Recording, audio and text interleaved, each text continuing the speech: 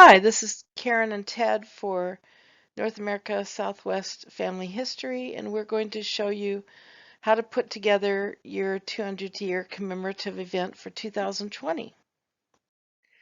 Yes, there used to be a supported link that was manned at Family Search, but they've deleted that link now, and so to get around it, to show you how to do this, we're going to show you the techniques that we use to get yourself visible on the internet so that you can create an atmosphere where uh, many non-members will want to come to learn how to do family history.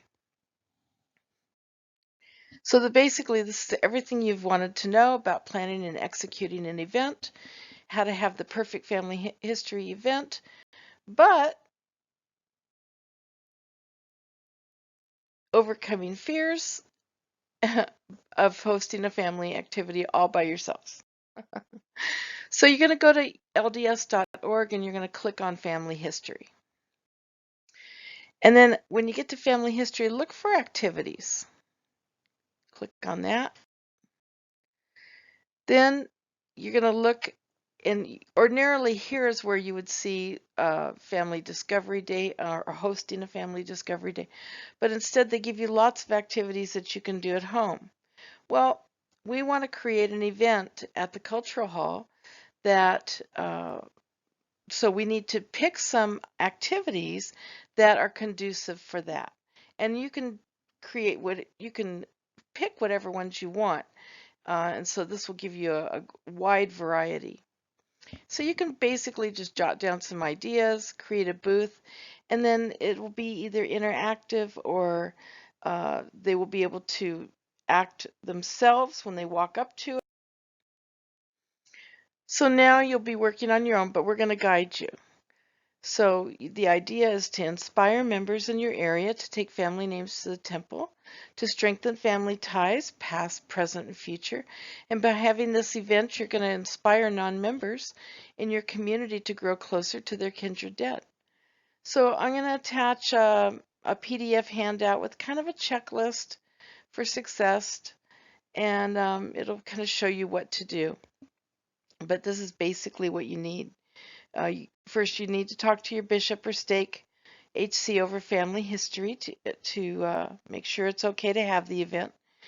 You need to be able to schedule the building for that day. Make sure that it gets on the state calendar.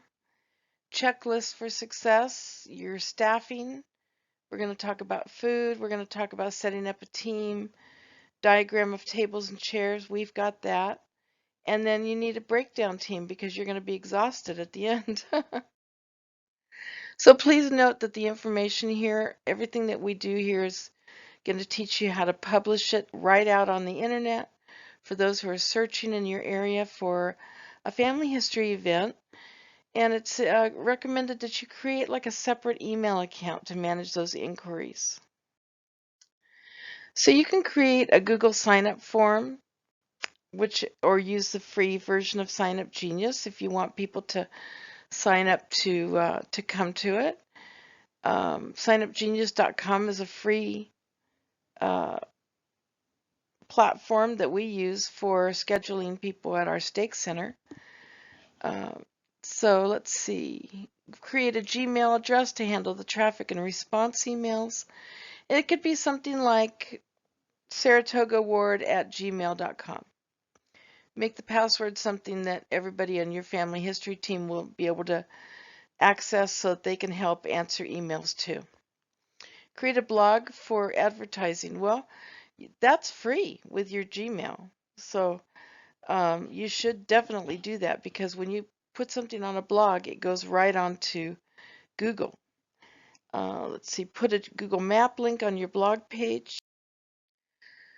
Okay, so when you create your blogger, you go to the 9 dots on the right side of your Gmail and you'll see there's a pull down and you can click some different things. And what we do is we're gonna click the docs section, and then you can create an invitation, an RSVP, um, a even an evaluate my event or feedback form for next year. You can do many things here that are just amazing. And they're very easy to do, so it's all step by step, and it'll show you exactly how to do it. That can be put right onto your blogger, and people can be attracted to it and then sign up appropriately.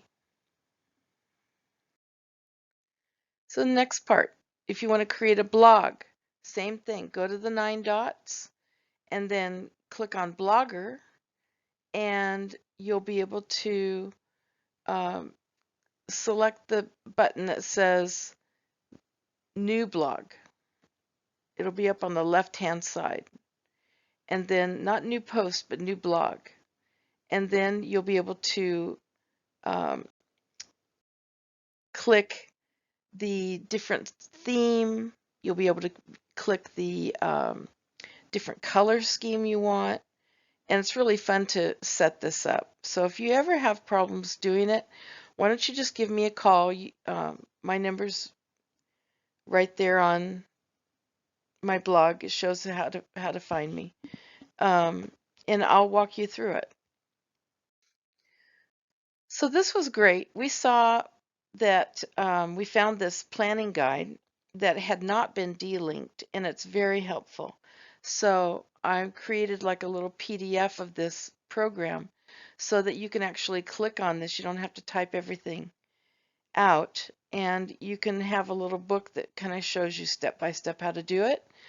But it's, of course, in this planning guide, it's going to tell you that there are different activities that they will send you, and that part is not true. But the actual skeleton of how to set this up is very helpful. So number 2 is very helpful for an area where there's all different kinds of either non-members, members, and also members of different generations. So it'll be this will be the generic one, the best generic one to use. And I took this little schedule out of it. This would be a great thing to put on your blog, a little calendar that shows the schedule of classes and where they're going to be located. So this is if you choose the type of plan where you have classes every hour on the hour, and you've got, or every 30 minutes, and then you've got different places for people to go. So if you had that, there was a significant more work to do because you have to make little things like signs to guide them to those places. So we've got some PR ideas and how to promote it, and we can show you how to get some free advertising. So you should go to Facebook. Some of you don't like to use Facebook, but by Gemini, in this particular situation, Facebook does show events, and you can post these events, and then to the different LDS or um, local areas where you live, they will see these, and they'll be interested in coming to it. They'll show up in Google search if you put it on an event page, and you must add some tags that say family history or free event or free family event or family tree. And then on these sites, go ahead and add the URL of the event. It would look like this, where it says https://facebook.com, and then the event name. So maybe Saratoga Springs Ward or family history event or something like that. So let's say that you were going to do the family history event that had several rooms. You would need some different signs and flyers. Some of these would be helpful to have these signs because you might have someone who has a Cricut machine that makes it very easy to make these very legible signs in your ward, and then they could maybe be assigned to do this part of the process. But think of community locations where you could display a flyer or poster or bulletin board. Libraries, post offices, banks, restaurants, grocery stores, markets, and other buildings would be glad to host a picture or a sign for family history events. So at the event, as you prepare for your event, if you want the type that's for several rooms, each room is going to need to be outfitted. So make sure that you have a computer for your presentation, a television or projector, a screen, a whiteboard, a microphone or podium. Download your lesson plan and any classes that you're planning to teach at your event. In addition, consider enough chairs for the attendees to join each class.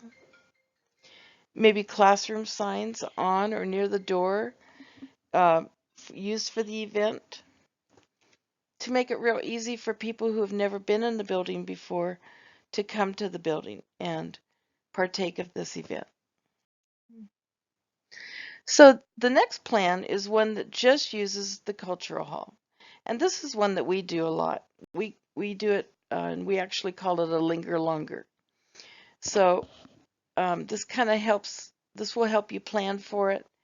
It makes it easier for others to accept the assignments because they know they just have to go to that desk and take care of that one task.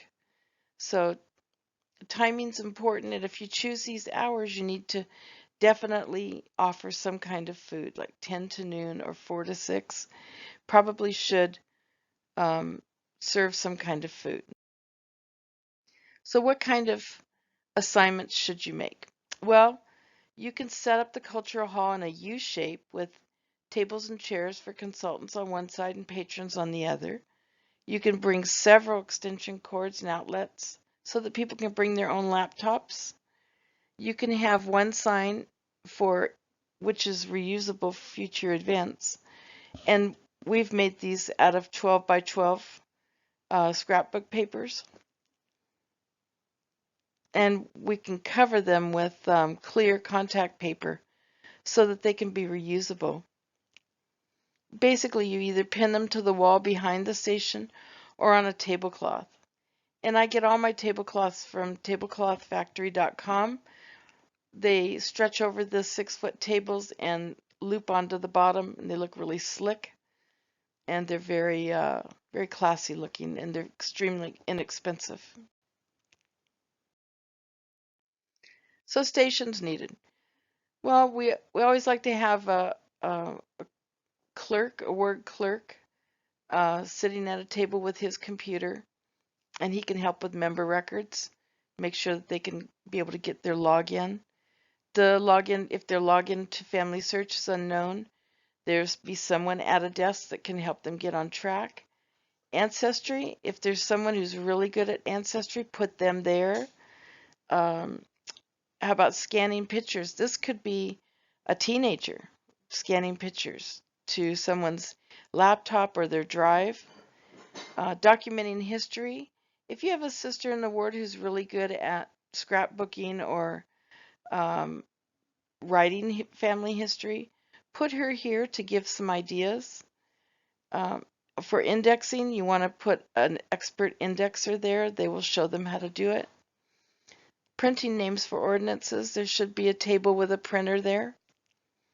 And for those who think all their work is done, help them find their cousins, but with someone who knows Pazilla. So we made these signs with Cricut and 12 by 12 paper. Like I said, they can be covered with shelf paper and used many times. And by using the same types of signs, the ward members, especially our ward members, they know exactly where to go when they have a problem. They say, oh, I'm working on my family story. I'm going to go to document history. Or I would like to learn more about indexing. They know right where to go. So if you would like us to help with your planning or execution or showing you where to put the tables, We would love to help you do that. So just give us send us an email, and also consider using a new 2020 annual family history word planner. And that has a lot of links in it that kind of give your auxiliary members some ideas of family history activities so that they don't overlap or duplicate during the year. And get on our calendar if you're in our state, our 7 or 9 states. Make sure that you get on our calendar so that we can help you. We want this to be a success for everyone. Signing off from NASW Family History.